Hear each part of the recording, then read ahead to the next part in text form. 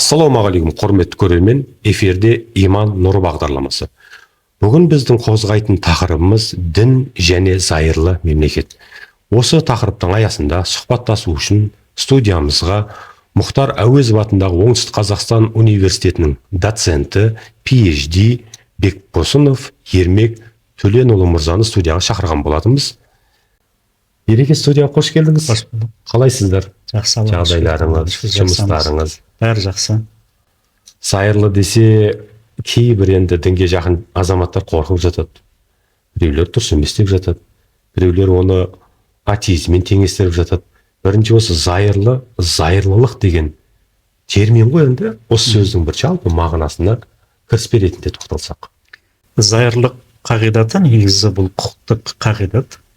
Бұл қағидат тек қана жалпы құқықтық мемлекетте емес, жалпы исламның негіздерінде де бар. Енді заңгер әрі халықаралық құқық маманы ретінде, ислам танушы ретінде айтатыным, бұл зайырлық ашықтық, дүнияви деген мағынада келеді.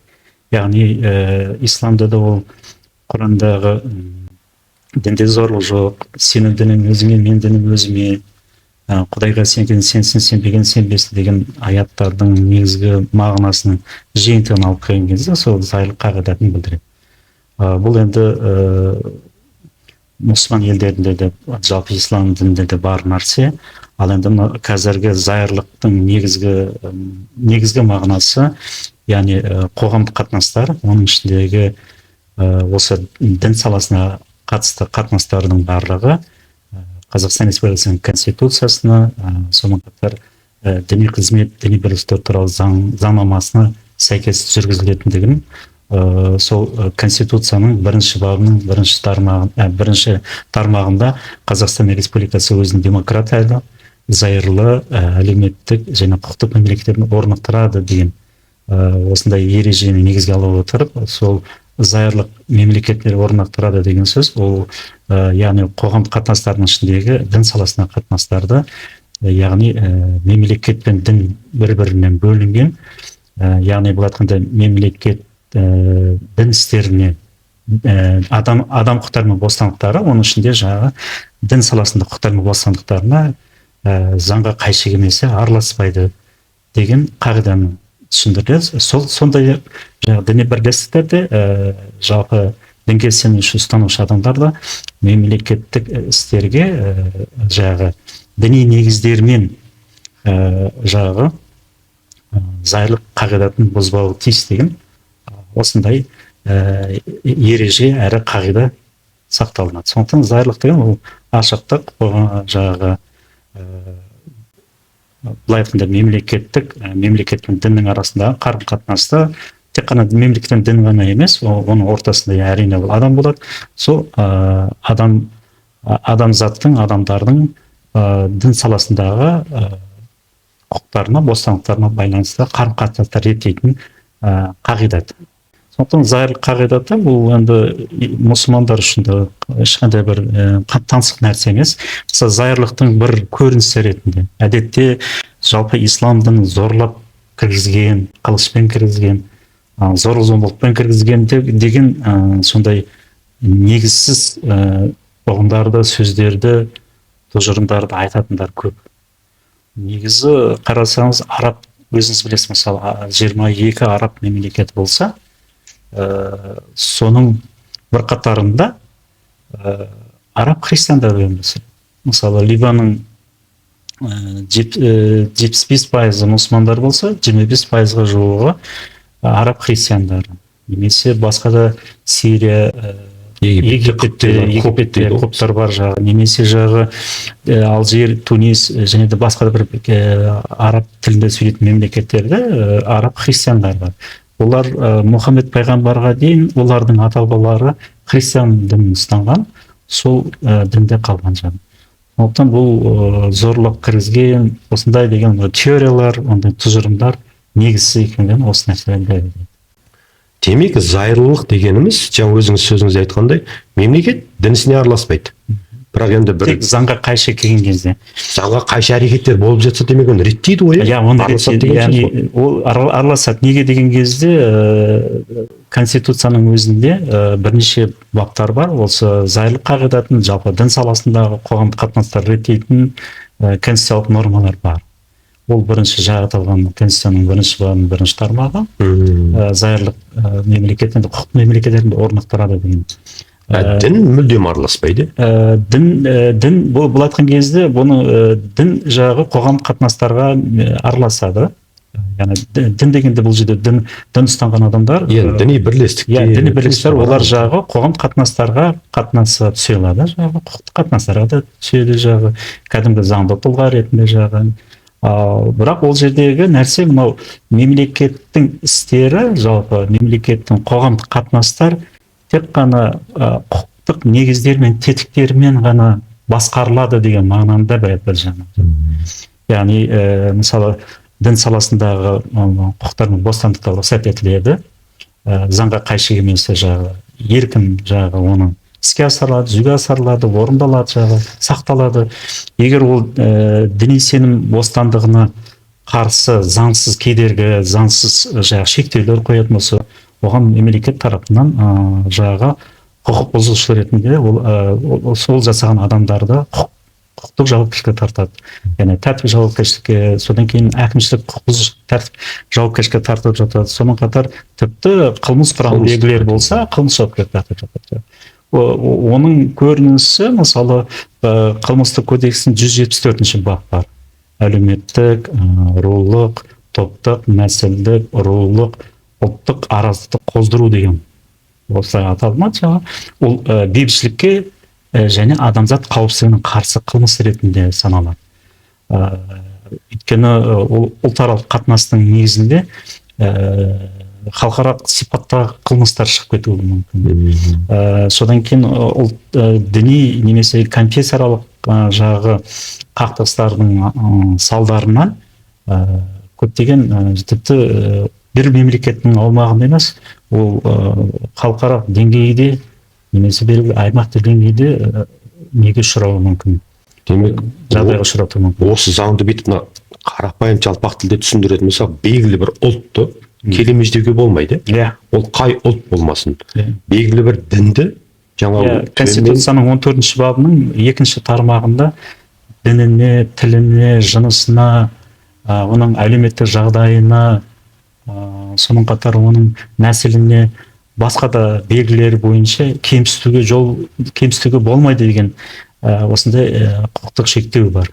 174-ші бап бойынша егер кемсітетін болса, оның жауапкершілігі ол жерде араздату, ал яғни дене менің ұлтым секінен жоғары, сенің дінің жаңа адасқан, болмаса сен неге осындай пәленде төлен мейрамды тойлайсың, тозақысың деген сөздерді қолданатын болса, соған жату. Әрине ол дене араздық бар, сонымен қатар бұл қылмыстық кодекстен бөлек тағы әкімшілік құқық кодекс бар.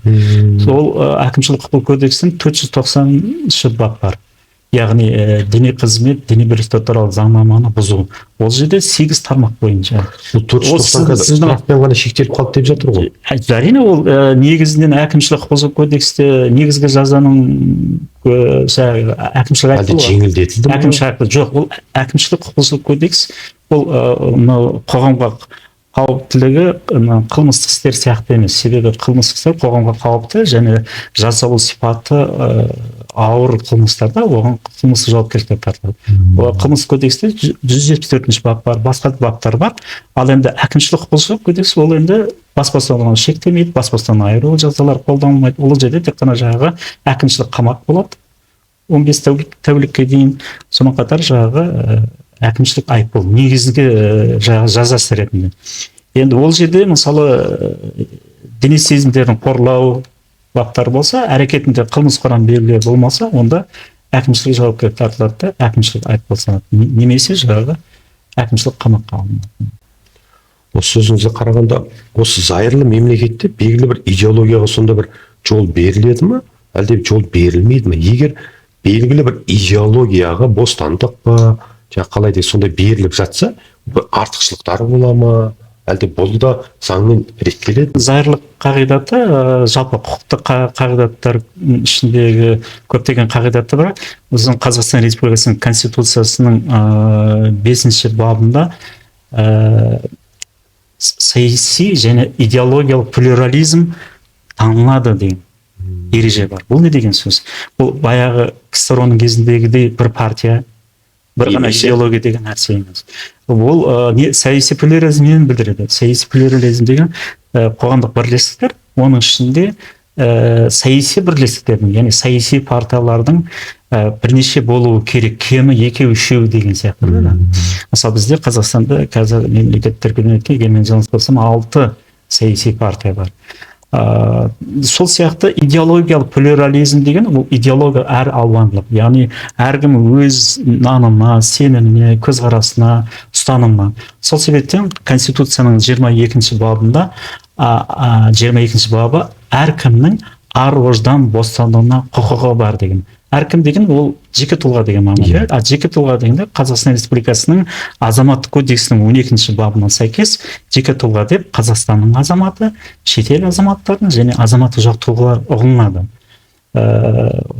Сондықтан осылардың өздерінің құқықтары, бостандықтары еркін жүргізілуі керек.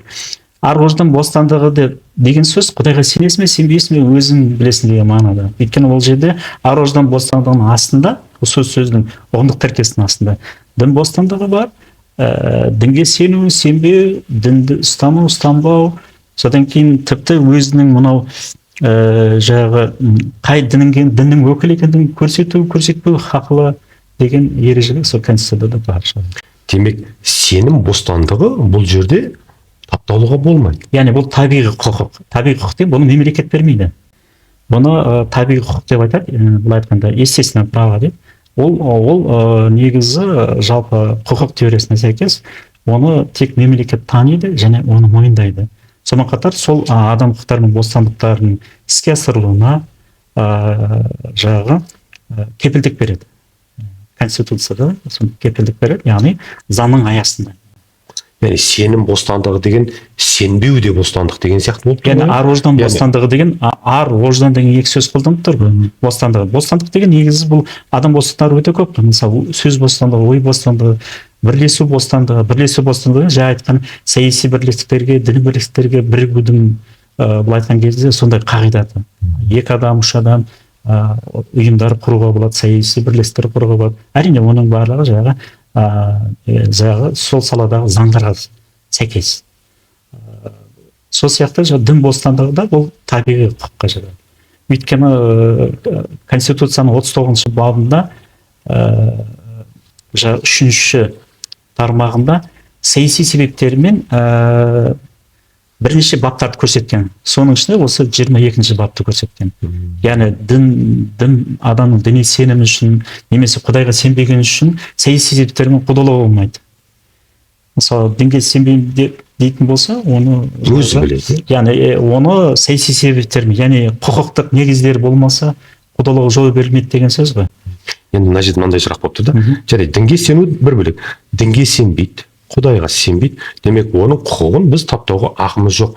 Бірақ мен Құдайға сенбейді екенмін деп, Құдайға сенетіндердің Құдайын, мешітін, шіркеуін, синагогасын аяқ асты етіп, сөзбен яғни таптауға оған да жол берілмейді. Жол бермейді, әрине. Ол тек қана оларға ғана емес, жалпы мынау өзі дін болсын, біздің конституция болсын, заңдарда құқықтық реттеу типтері бар. Барлығына тыйым салған, тек қана тікелей рұқсаттан басқа. Немесе бәріне рұқсат, тек қана тікелей тыйымнан басқа деген. Яғни бәріне рұқсат деген сөз сөйлеуге, ойлауға, сөз айтуға, сайлауға қатыспауға, былай айтқан кезде адам өз құқықтары мен бостандықтарына, оны міндеттемейді ешкім, ешкім оны тыйым да салмайды.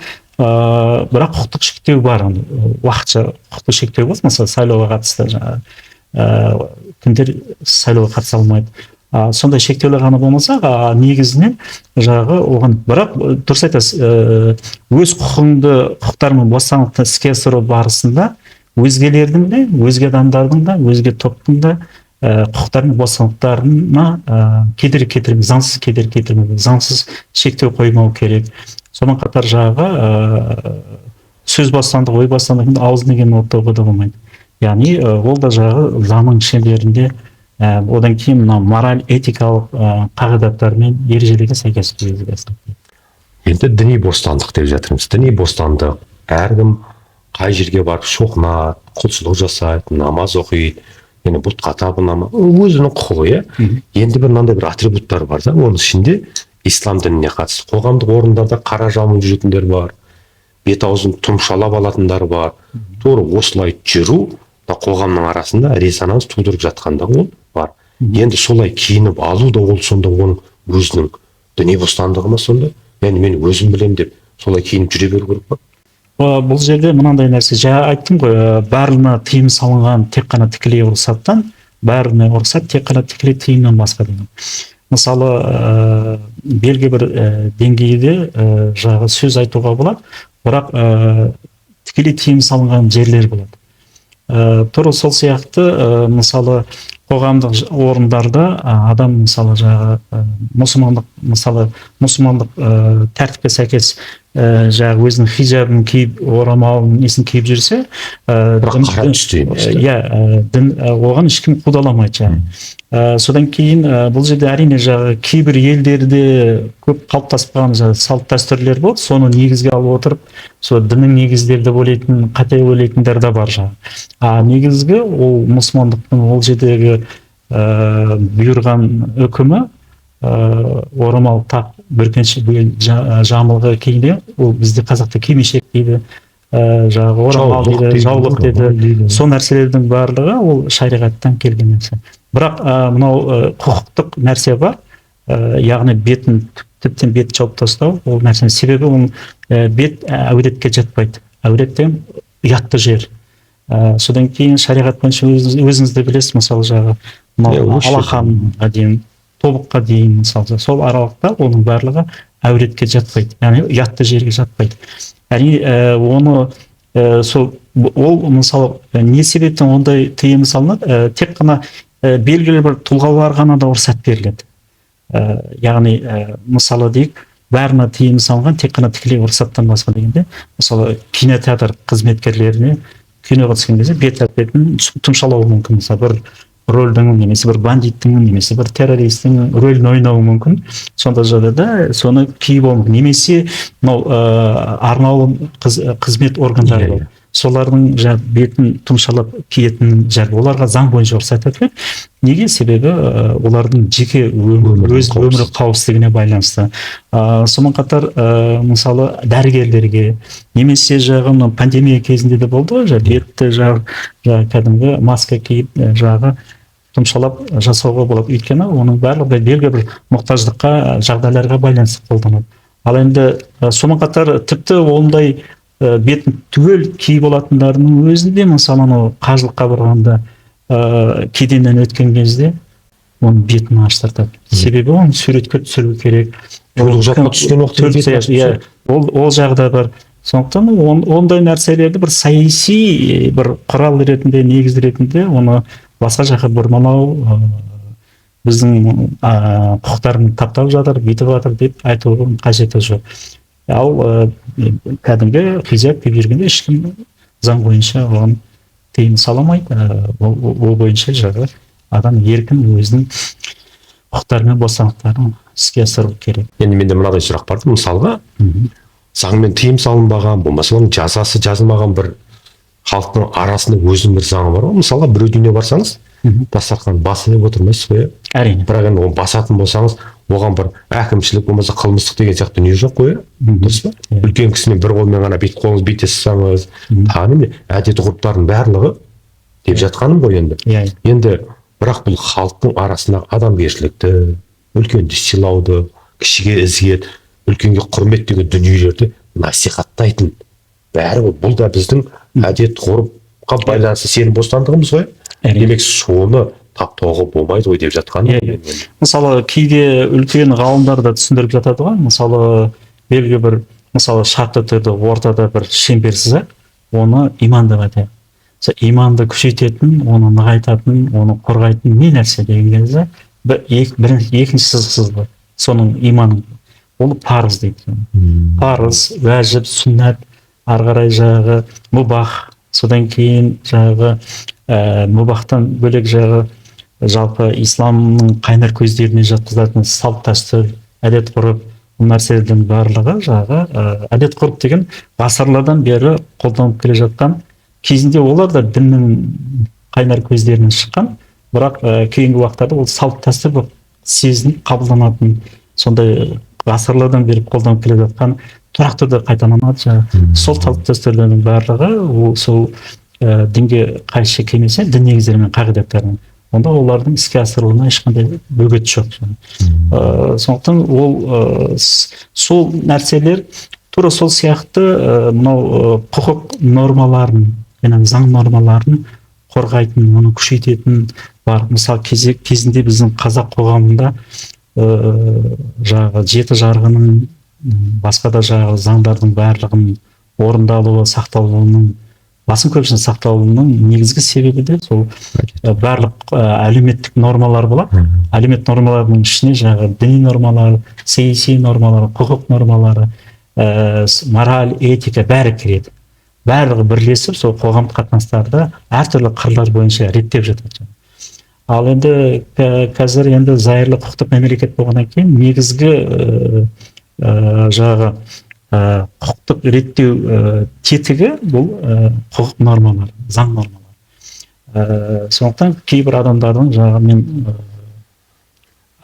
сол өзге әлеуметтік нормаларды менсінбей, немесе оны жоққа шығарып, теріске шығарып, өздерінің заң нормалары арқылы соны негізге алып отырып, жаңағы әртүрлі сөздер айтып, немесе белгілі қарым-қатынас жасап, немесе белгілі ой пікірлерді айтып жататын себебі, оның да себептері де бар. Енді сенің бостандығы осының бәрін түсініп келе жатырмыз. Енді мынадай сұрақ.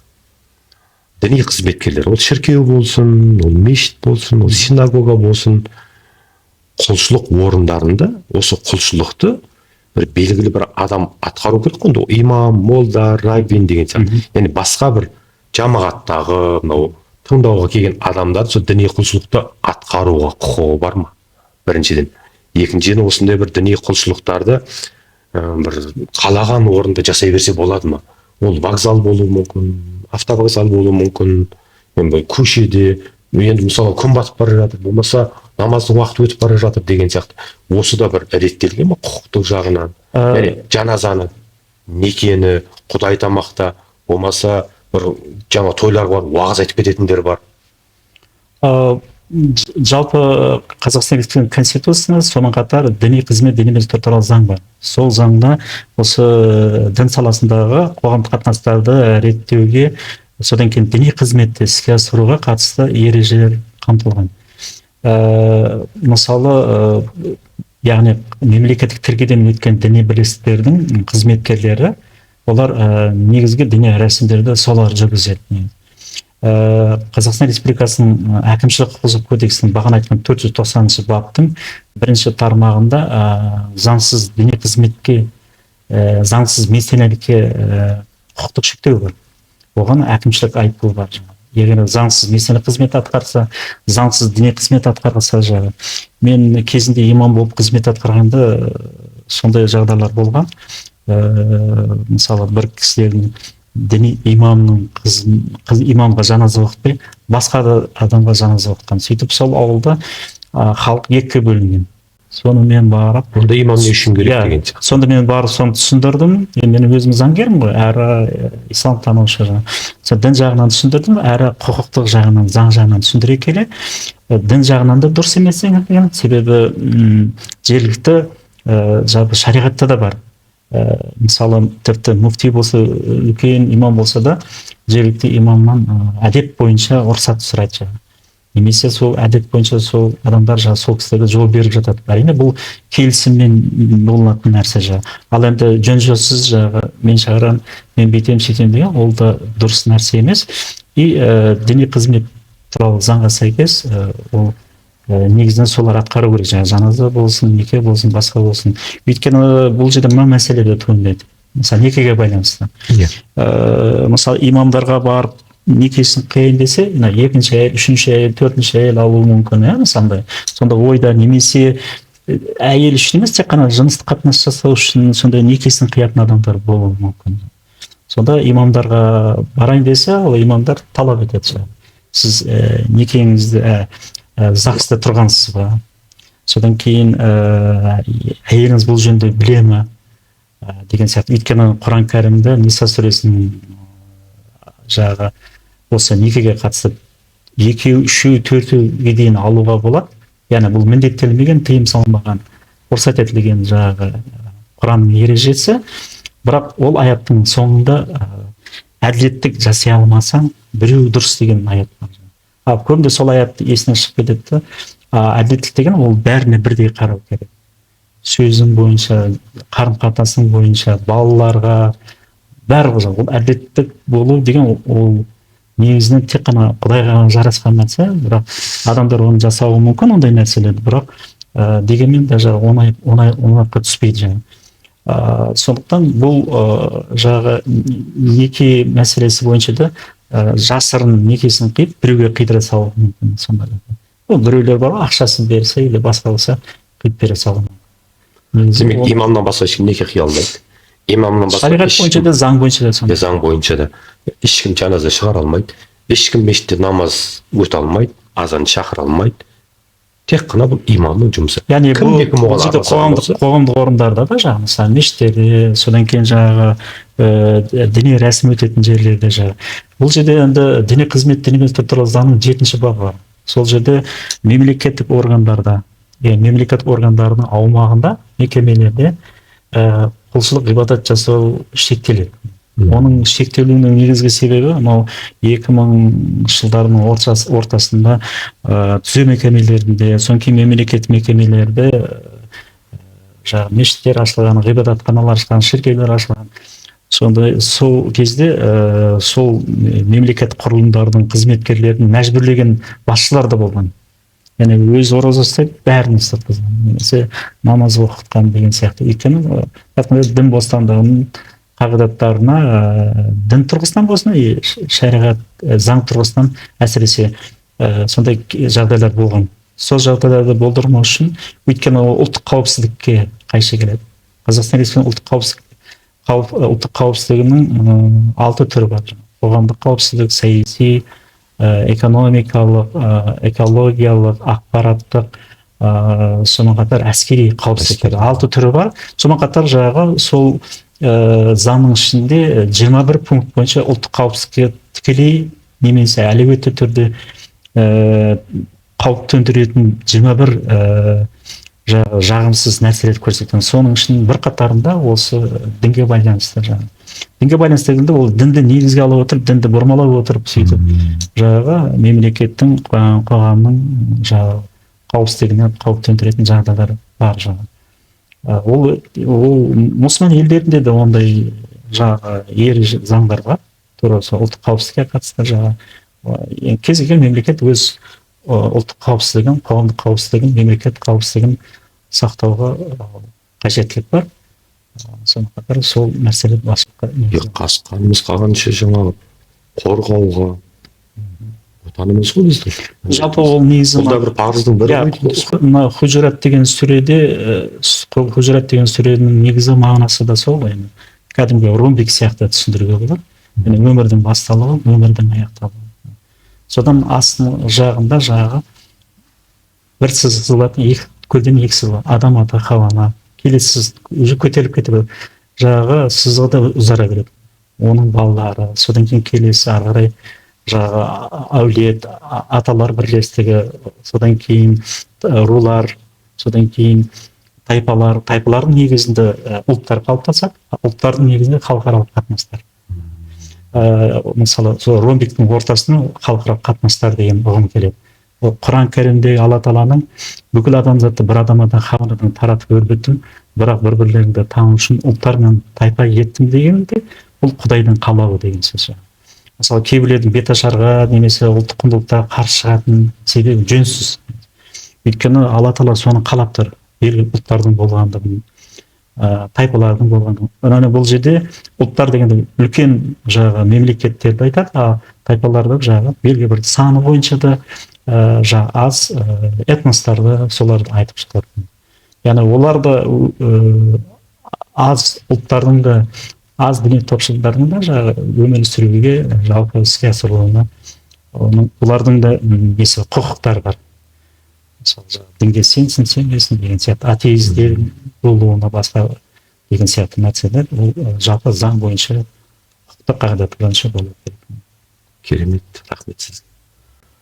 Енді соңғы көрермендерімізге айтатын соңғы сөзіңіз мына сайырлық жөнінде, діни сенім бостандығы, әсіресе жастар ғой бізде барлығы болады екен деп жаңа тұмшалап киініп жүргенде, салт дәстүріміз керек емес деп жүрген жастарымызға бір насихатыңыз. Мен енді мына ақпараттық жүйелерді, әлеуметтік желілерді қарап отырамын жағы, өзіңіз сияқты сол ақпараттық қауіпсіздік мәселесі. Жалпы қазіргі уақытта халықаралық құқық маманы, халықаралық қатынастардың маманы ретінде айтамын. Қазіргі әлемде халықаралық геосаяси текетірестер, екі жүзді стандарттар, сонымен қатар әлімжеттік көрсету, немесе түрлі қарулы қақтығыстар жасау, осы нәрселердің барлығы үлкен алпауыт мемлекеттердің бір-бірімен бәсекелестіктің, сонымен қатар жағы жосықсыз бәсекелестіктің салдарынан болып жатқан нәрселер. Сонымен қатар жағы сондықтан ақпараттық мәселелерді дұрыс қарау керек. Өзі Абу Мансур Матуриди ақида кітабында жазады ғой, әлемнің 3 түрлі себебі бар дейді. Бірінші бес сезім мүшесі. Ол құрал іспеттес. Ал екінші тура хабар. Яғни қайнар көздер. Тура қайнар көздерден алу керек ақпараттар. Үшінші ол жағы ақыл. Ақыл ол не нәрсе? Ақыл ол өлшем. Ақыл ол таразы. Ақыл ол жол бастаушы, жақсыға да жаманға да бастайды. Ақыл ол жауап беруші. Заңның алдында да жауап бересіз. Егер сонымен қатар Құдайдың алдында да жауап бересіз деген мағынада. Ақыл бір жағынан жағы сүзгі. Яғни айтқан кезде бес сезім мүшесімен ақыл адамда бар ғой кезген. Негізгі мынау кейбір діни деструктивті ағымдар өкілдерінің ортада қайнар көзді дұрыс түсінбеуінің негізгі салдары сол мына қоршаған ортаны тану формаларымен байланысты. Мысалы сезімге негізген таным мен ұстаным, яғни сезіну, қабылдау және түйсіну деген нәрсе болады. Содан кейін ақылға негізген таным мен ұстаным деген нәрсе болады. То есть ол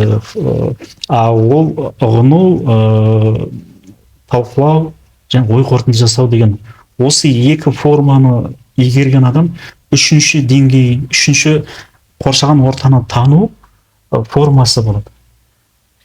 Яғни оны ғылыми біздің теологиялық мағынада айтқан кезде айлмул яқин дейді, ілім арқылы біледі. Одан кейін айнул яқин дейді, айнул яқин деген яғни ақыл деңгейіңіздің көтерілуіне байланысты өмірлік тәжірибеңіздің, сарапшылық тәжірибеңіздің басқа да қырлар бойынша жиналу бойынша оны айнул яқин дейді. Яғни оны сіз белгілі бір деңгейде, белгілі уақыт, жас ерекшелігіне қарай барып түсінесіз. Жас кезінде түсінген нәрсені бір орта жаста, үлкен жасқа келген кезде түсінеді. Бұны орысша подвижной интеллект дейді, яғни жылжымалы интеллект дейді. 30 жас, 40 жасқа дейін жалғасады. 30-ында ордалмаған, 40-ында қыра салмайды деген себебі де сол жағы. Сонда 30 жас, 40 жасқа дейін адам қалыптасады. Ары қарай кристалданған интеллект дейді, кристаллизирующий интеллект дейді, ол деген сөз орныққан жағы. Ақыл тоқтатқан, адамдарға жөн сілтей алатын, дұрыс бағыт бағдар бере алатын адам жағы. Сондықтан ақпараттардың субъекттері үшке бөлінеді. Жастарға айтарым, бұл бірінші топтағылар әлсіз топ. Олар естушілер, бірінші, екінші тыңдаушылар, үшінші оқушы, материалды белгілі бір ақпаратты оқитындар. Бұл топтағылардың әлсіз болуының негізгі себебі көбінде надан ойдан шамал жоғары қараңғы ой деген болады. Содан кейін үстірт ой, келте ой деген болады. Бұл үшеуі түп сананың ой деңгейлері. Надан, қараңғы, келте ой. Яғни оны қарапайым тілмен қолшам бар ғой, фонарик. Соны түсіндірсе болады. Яғни надан ой деген сөз мүлдем жанбай тұр деген сөз. Ал енді қараңғы ой деген 99,5% жанбайды, жарқақпай жанады. Яғни оның жарығынан гөрі қараңғылығы өте көп. Содан кейін үстірт ой, келте ой деген ол енді жағы кәдімгі мұны фонарик жанған кезде үш бұрыштап жанады. Соның лампочканың үстіңгі жағында ғана да оның ойы, көзқарасы, дүниетанымы мына жерге ғана ақпарат деген. Ол ақымақ деген мағынада үстірт ойлайды, келте ойлайды. Үстірт ой, келте ойлағаннан кейін адам үстірт қабылдайды, үстірт сезінеді. Содан кейін үстірт түсінік болғаннан кейін үстірт қадамдарға барып жатады. Адамдар ғайбаттап жатады, немесе өсектеп жатады, немесе сөз таратып жатады, немесе ұрысып қалады. Бұл айтқанда коммуникациялық жағдай болмай қалады. Коммуникацияның үш белгісі бар ғой: ақпарат, хабардар ету, хабар жеткізу. Қалай хабар жеткізеді? И соны түсінбеу мәселесі. Осы үш мәселе. Бірінші топтағылар сондай әлсіз. Яғни естігеніңді, тыңдағаныңды, оны тыңдағанмен де дұрыс нәрсені тыңдағанмен оны жеткізе білу де оңай нәрсе емес. Оны өміріңізде қолдануды, ол да белгілі бір уақытты қажет етеді. Екінші топтағы ақпарат жинайды. Яғни ол бірінші топтағы қарағанда дұрыстау, ақпаратты жинақтайды, сол қызыққан ақпараттарды іздейді. Бірақ ол ақпараттарды әртүрлі мақсатта іздеуі мүмкін. Біреулерді мазақтау үшін, мысалы жаңағы араб құлдар, немесе ол жағы кейбір тәңіршіл топтардың қолданып жүрген ол жағы. Яғни ол ақпараттарды сондай мақсатта жинайды. Бірақ ақпаратты жақсы мақсатта ілім алайын, ізденейін, мынау өмірдің болмыс саны, мағынаны білейін деген мағынада болса, тіптен жақсы. Ол екінші топтағылардың бір әлсіз жері, оларға сарапшылық жағы тәжірибе жете бермейді. Ал енді үшінші топ, ол енді әрине ақпараттардың білгірлері, белгілі бір ақпараттарды жақсы алатын. Осы арада айтып кететін нәрсе, адам бір мәселе бойынша, ілім бойынша оның бағана айтқан надан ой, жағы қараңғы ой, үстірт ойдан жоғары таза төрт ой бар. Одан жоғары. Фонарик уже ары қарай төбесіне қарай шығып кете береді. Яғни үстірт ойдан жоғары қарапайым ой. Қарапайым ой ол дұрыс ой. Өйткені неге? Олар жағы кәсіби ойдағы, терең ойдағы, ғылыми ойдағы тұлғалардан, азаматтардан, кітаптардан, ғалымдардан естіп тыңдап, бойына сіңірген жағы ілімдер, тәжірибелер. Сол нәрселер жағы ол дұрыс нәрсе жағы. Мысалы мен өзімді алайын, мысалы дін танушы ретінде, ислам танушы ретінде, заңгер ретінде, халықаралық құқық маманы ретінде менде кәсіби ой, терең ой, Абай атамыздың айтқан, одан жоғарғы ғылыми ой бар. Ондай бар жағы. Бірақ менің білмейтін нәрселерім өте көп. Мысалы химияның сұрақтарының басын көпшілігі мен жауап беремін. Сондықтан менде ода надан ой деген ақымақ деген мағынаны білдірмейді. Яғни белгі бір сұрақтар бойынша, сондықтан қазір көп мен жоғары білім бар, мен бәріне жауап бере аламын деген сияқты, немесе тек өзінің мамандығының дүрбісімен ғана қарайтындар бар. Олай дұрыс емес. Ол бір дүрбің болса да, бірақ әйнектері ауысып тұру керек. Мысалы дін тұрғысынан қарайтын жері бар, геосаяси дүрбімен қарайтын жері бар. Немесе белгілі бір ұлттың, мемлекеттің құндылықтар тұрғысынан, содан кейін мынау жастарға бір айтар кетер нәрсе, коммуникация ол байланыс емес. Оны қазақта не дейді? Жылқы кісінескенше адамдар өз-өзін түсінсенше дейді. Сонда жағы ұлттық коммуникация деген бір ұлттың арасындағы бір-бірімен қарым-қатынасы, құрметтеуі, бір-бірін ізет көрсетуі, үлкендерге құрмет, кішіге ізет деген сияқты аталы сөздер ғой жаңағы. Солай болу керек.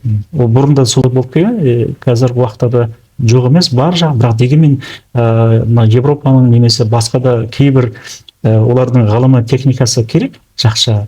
Қазақта айтады, өнерді үйренді жирен дейді. Жақсы жағын алу керек, жаман жағы кейбір келеңсіз жақтардың қажет жоқ жағы. Сондықтан сол жағы ұлттық коммуникациядан жоғары коммуникация бар. Ол ұлтаралық коммуникация. Қазақстан Республикасы Конституциясының 39 бабының 2 тармағында ұлтаралық және конфессияаралық татулықты бұзатын кез келген іс-әрекет конституциялық емес деп танылады. Ол дінде де сондай.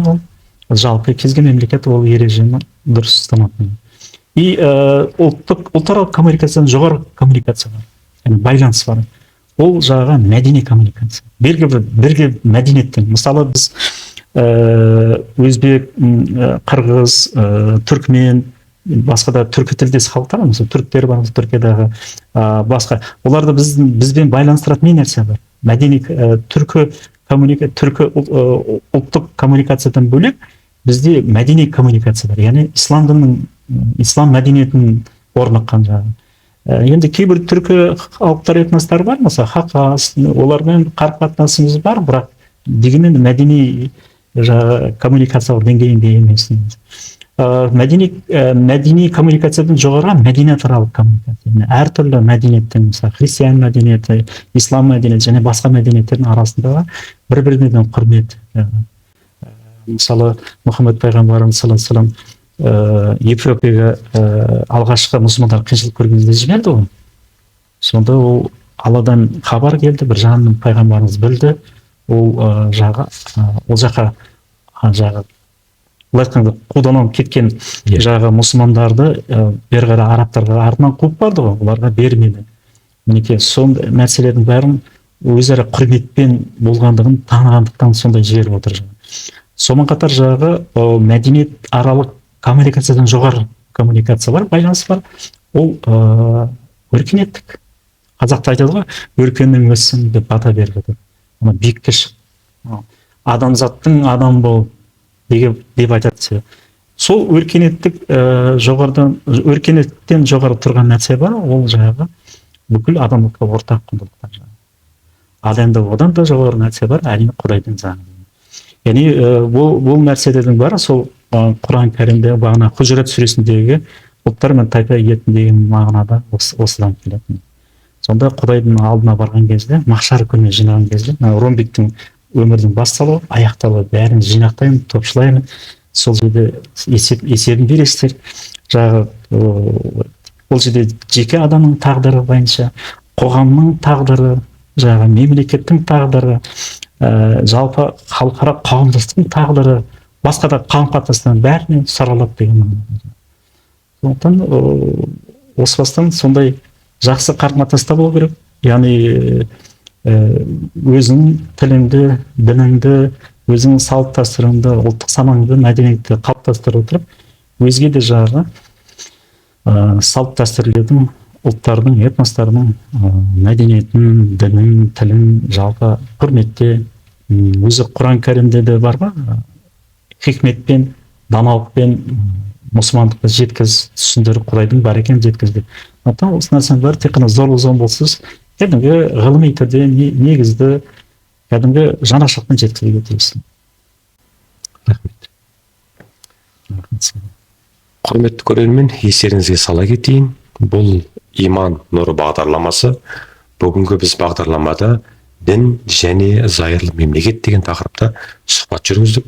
Студиямызда қонақта болған Мұхтар Әуезов атындағы Оңтүстік Қазақстан университетінің доценті, PhD Бекбосынов Ермек Төленұлы. Студиямызға қош келдіңіз. Қош болдық. Сұхбатыңызға рахмет. Сізге де рахмет. Қызметіңіз баянды болсын. Келесі кездескенше аман сау болыңыздар.